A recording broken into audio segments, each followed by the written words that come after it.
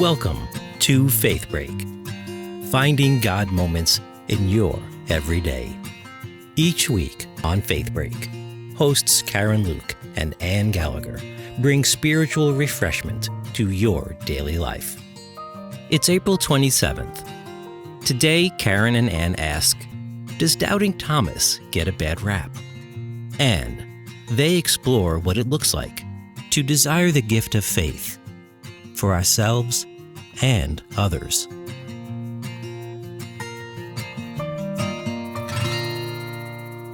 Welcome back, everybody. Welcome to Faith Break. I am Karen Luke. I am Ann Gallagher. And we are friends, ministers, wives, moms, partners in crime, everything. Yes. And we are here weekly to talk with you guys, finding God moments in your everyday life, to talk a little bit about our scripture for the weekend to help you prepare for Mass, and just how to get through the day. We want to be the break in your day that helps you stay sane. Yeah, and I think it helps us just talking about it because Jeff, who does our recording, he says that he finds it very fun to edit us because we're very giggly a lot. Yeah. And so I'm looking forward to a blooper reel. That'll just be private, though. We're not. Yeah, I don't know. Maybe we could share it off. But and we like to start our conversations with our God moments. Ann, do you want to? I do have share? one. Yay! Okay. So last week I talked about a tender God moment with my youngest, and today I'm going to share a not so tender God moment with my oldest. But still a God moment. Yes. Okay. So I was coming home at the end of the day yesterday, and I parked in the garage, and I decided to walk to the end of the driveway and get the mail. And so when I'm coming back into the garage with the mail, I'm turning the corner into the garage, and Liam is standing, like lurking around the corner, and he just goes, "Hi, Mom." And I screamed, and he's just like, did the mail go everywhere? Laughing at me. And I was just like, my heart is racing. I cannot believe he just jump scared me on my way into the house for absolutely no reason at all, except to laugh at me. But it was so funny because this kid has always had like a strong streak of mischief. Like even as like just the littlest baby, he was just mischievous. And so that was like, you don't get to see. Yeah. Normally I get more like grumpy teenager from them. But now, I don't know, it was just good to have that moment where we just were laughing. And even though I was annoyed, mad, it was still my God moment. I always laughed with my mom because she would get mad at me, but she would also be laughing at the same time. Yes, and my sister was the one who would do things like that in our family. And I would never understood. I never understood how my mom, and I thought it was the funniest thing that she could be mad and laughing, so I would get her going. And I never understood how you could be both at the same time until I became a mom. And that was what, like, I could think like that would be one of the times. Yeah. Well, my God moment is I want to give a shout out to all of our Alpha participants. Oh my gosh. So I'm not part of a small group. I'm actually I'm looking at Ann, like telling her what I do, but she knows. I do. I oversee all of the little kids. So we should say what Alpha is. Oh, yeah. So for this Lenten Easter season, we're trying a new program for our parish called Alpha, and it is 11 weeks. We come together for a meal, and we watch a video, and we have conversation in small groups. And so we've been getting to watch these relationships build in these small groups. Yeah. And it's really cool because we're offering childcare. Mm-hmm. So couples are coming together at this program. And so I'm not able to like be in on the conversation because I'm making sure that our teens are good with our littler ones. And we have about 11 very energetic 13, kids. I think we're up to 13 now. But ranging from 3 to 13. So it's been a lot of fun. But I was able to have dinner with one table, and it was a young adult table, and it was 3 guys. And yeah, that was so fun. and 3 young men, strong in their faith, wanting more. Mm-hmm. And we just had the funniest conversations. Yeah. And it wasn't even related to faith or anything. I mean, it was just fun. And it just made me so happy to see them excited. And one of the guys, I know the parents. And so I went up to the parents over the weekend. I'm like, your son is hysterical. I want to come to a family gathering with you guys. And they're like, oh my gosh, come. You would have so much fun.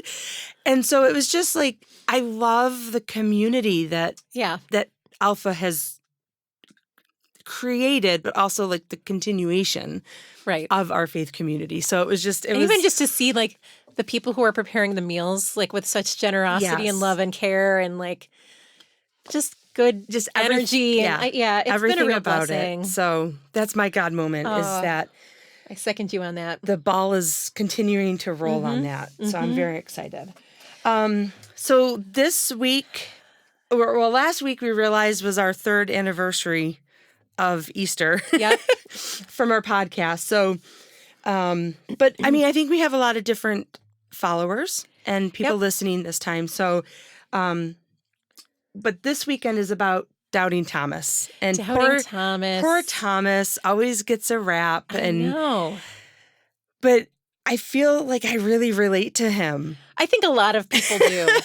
And actually, I don't think it's a coincidence that I mentioned like Liam being my God moment, because he's definitely someone who's like a critical thinker and like thinks very logically about things to the point where it could almost be cynical sometimes. But like, so to see someone like Thomas, I love this story. I do think I just feel kind of bad for Thomas though, because we're like, doubting Thomas. Like how many other things did Thomas do in his life? But he had this one miss up.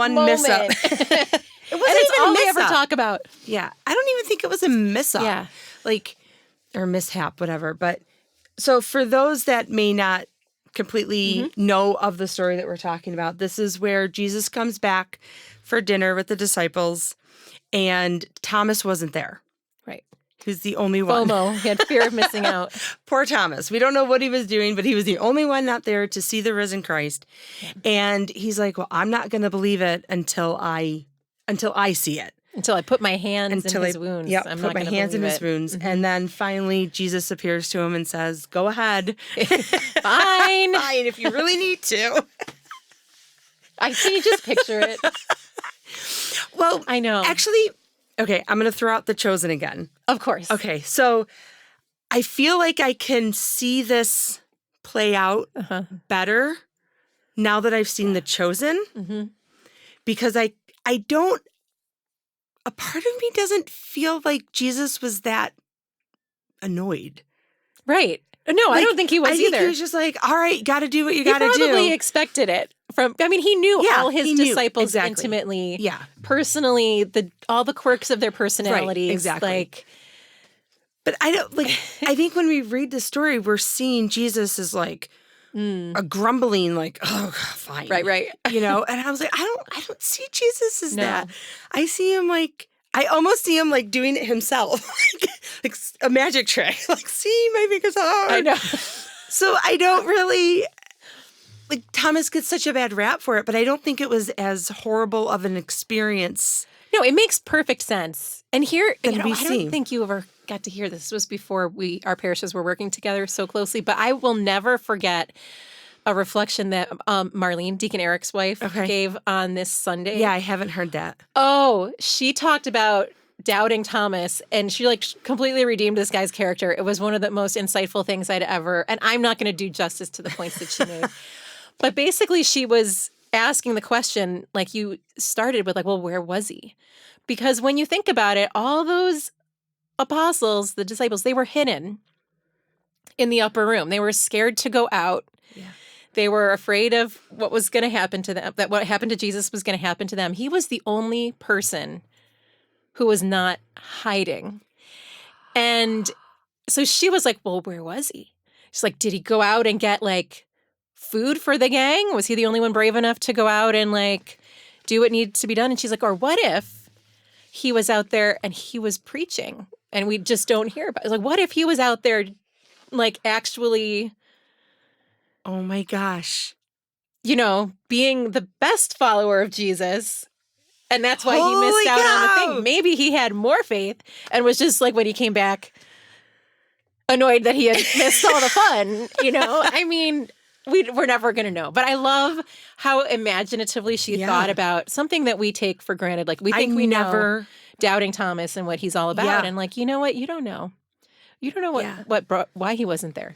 Well, and that's so true for other people. And I this is kind of like a backstory, but there's some stuff going on in our home, and my husband had to talk to his boss and try to rearrange his schedule a little bit. And when he was talking to his boss about it, there was other things that came out with some other team members. Mm-hmm.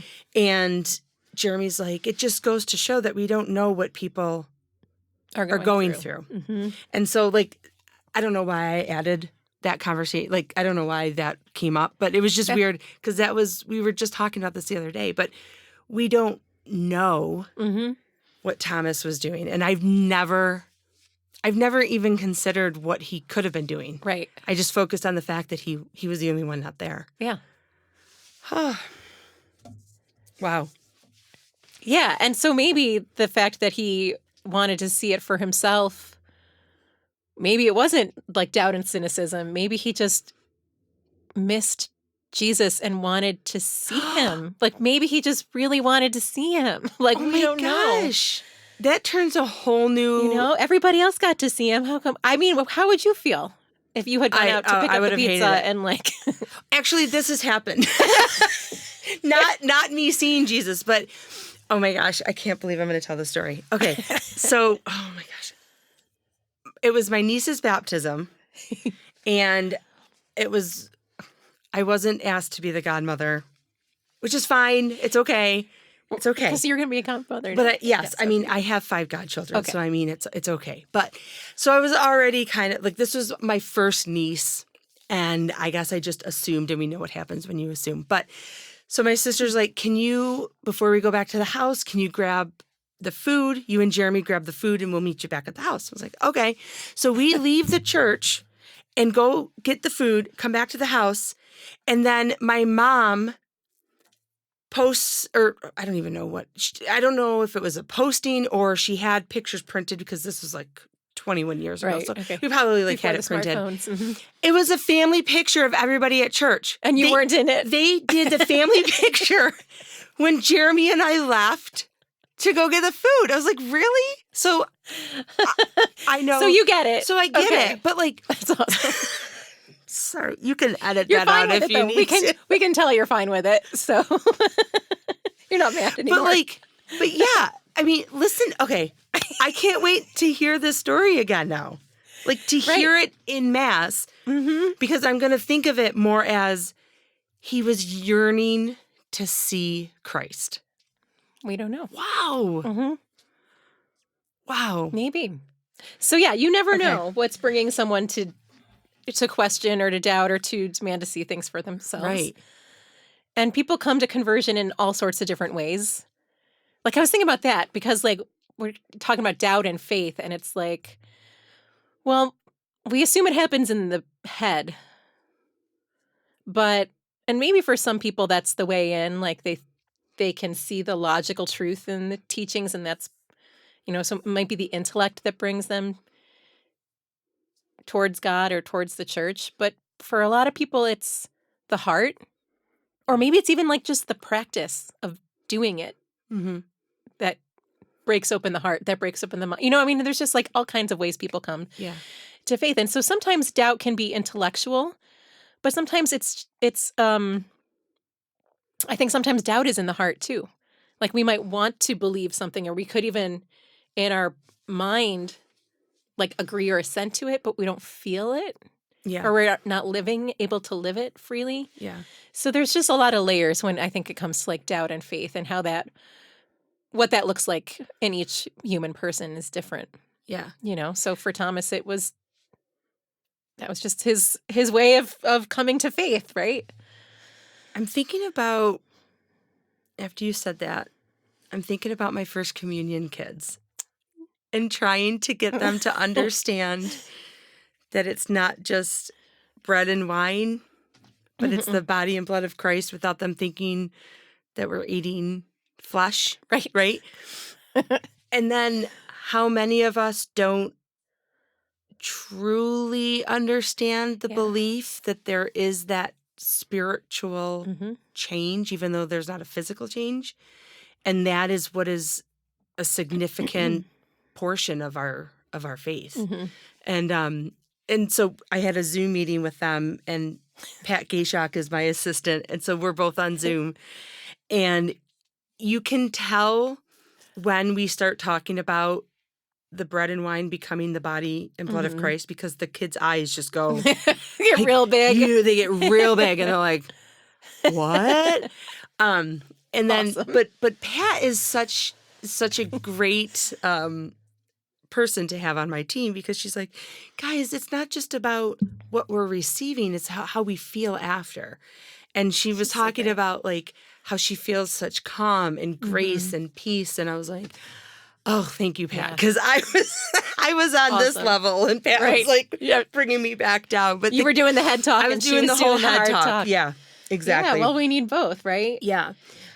Speaking of the Mass, I'm going to jump with our talking points, but like, in the Gospel, Jesus offered peace 3 or 4 times within that one Gospel. Peace be with you, he says. And so when we say it at Mass, when we offer that, The sign of peace at Mass, what are your thoughts on that? Like, what is the... Well, by nature, I'm a hugger. But I've tried to rein myself in since COVID on that front. So now I mostly wave. So like, what's... I don't know. It's kind of weird now. It's Well, no. So, okay. So going back to the head, yes. right? It's always been taught that the sign of peace is an outward sign Right. of asking for forgiveness for others, not necessarily the people that you are shaking hands with, but they are to represent those people that you have harmed you. So it's about finding unity So in it's the about community. unity with Healing. the community, about asking for forgiveness, or seeking courage. And so when I actually say peace be with you to somebody and shake their hand, it feels more, obviously it's more intimate than looking at somebody across the pew and being like, peace. I know, right? It's like, it is. You know, I'm going to think about that this week when I go, because it is totally more of like, hey, peace. And less like you're actually wishing peace for that person. Right. Ooh. So like, do we say, like when we just say peace, I feel like when we just say that, it's more of like a blessing of, I wish you peace. When we say peace be with you, I think it has that different connotation of like, you need to hear that I am representing the people that have hurt you or that you have hurt. That are keeping you from being peace. Being at peace. Yeah. Community is so powerful. So, yeah. I don't know. I just sometimes that happens so fast, and it's like right before the collection, and it's just, like, or no, after right the before collection, communion, right before communion. It just seems like an afterthought. Oh, we do it just because that's what we're supposed to do. But maybe it's the 7th inning stretch of the Mass. Yeah. But maybe this weekend, like actually take the time. And I know for when my family is at Mass with me, I really make sure that I take that time, because Lord knows, you all know, and Anne, teenagers, it might be the only time that you have. You're allowed to hug them. If you're allowed to hug them. If you're allowed to hug them. But like everything that's happened for that week, you can just, it's like a clean slate. It's like the sacrament of reconciliation. In a microcosm. Yeah. Yeah. So cool. So, yeah, think about that. I was thinking about like the faith, like the gift of faith, and how it isn't really something you can give to someone else. What? You can't package Only it God up in a pretty can package? give it to you. And it's like, I don't know. I think I've been very blessed in my life that like I don't struggle to doubt God's I don't struggle with doubt of God's presence. Like even as a small child, like I always kind of just felt like God was with me. So I haven't had those kinds of spiritual struggles.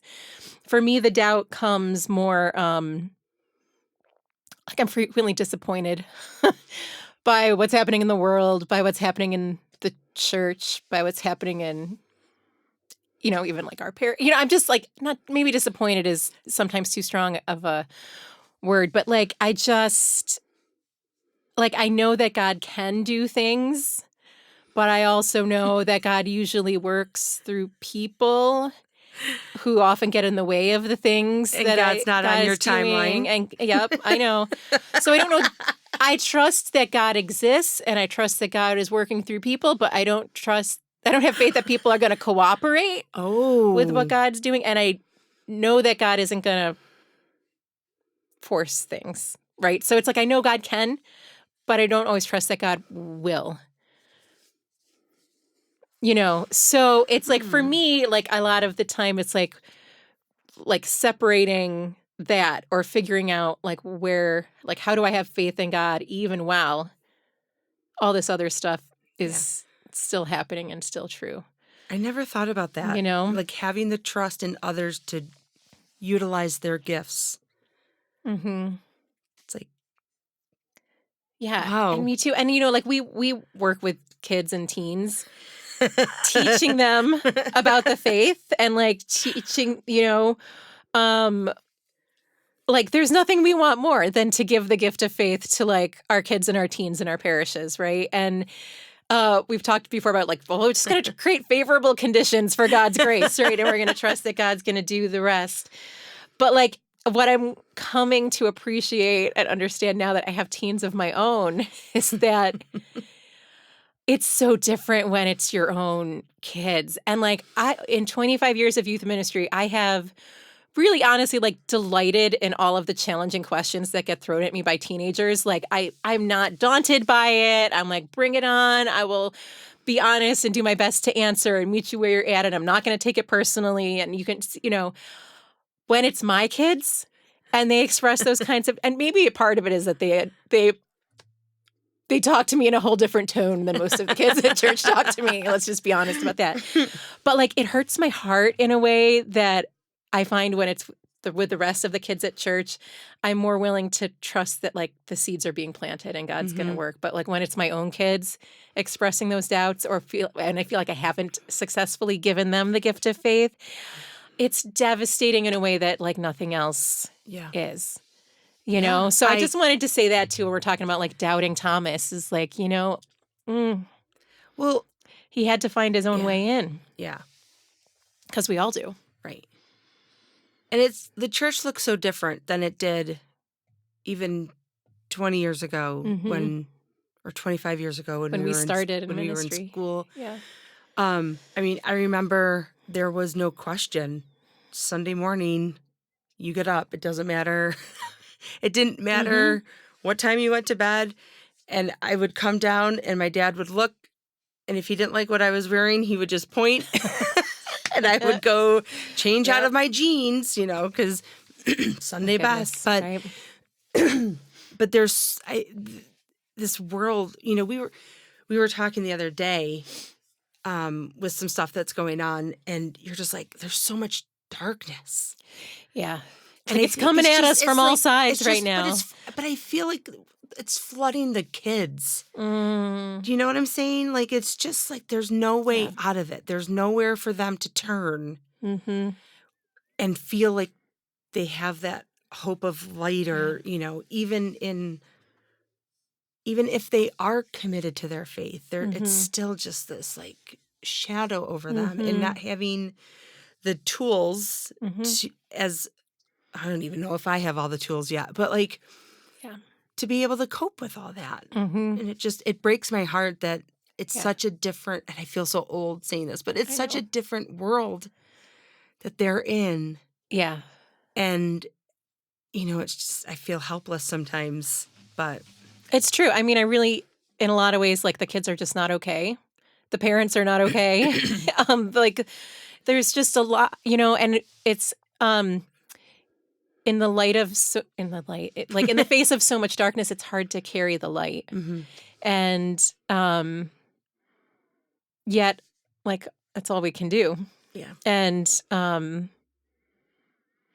yeah, so I don't know, like, just to have the faith when it's difficult to do so is maybe the challenge that a lot of us are finding ourselves in right now. Yeah. Okay, sorry, that got heavy for a second. Okay. No, but yeah, I mean, like, that's Easter, right? It's like the resurrection has happened, but those disciples are still in the upper room because it's not safe for them. Yeah, they're still scared. Mm-hmm. So it's definitely a process, and I think there's a difference between the idea that, like, that's not true or I won't believe, and how can it be true? Or how can I believe, right? I'm thinking back to Advent when, we had the Annunciation, and what Mary's reaction was not, no way. She was like, how? Right? And so that, I mean, like, maybe that's the position. Yeah. Like, how can this be true? But you talked last week, too, about being open, having your eyes open, and being open to seeing things. And that's really what Easter and having faith in general is about.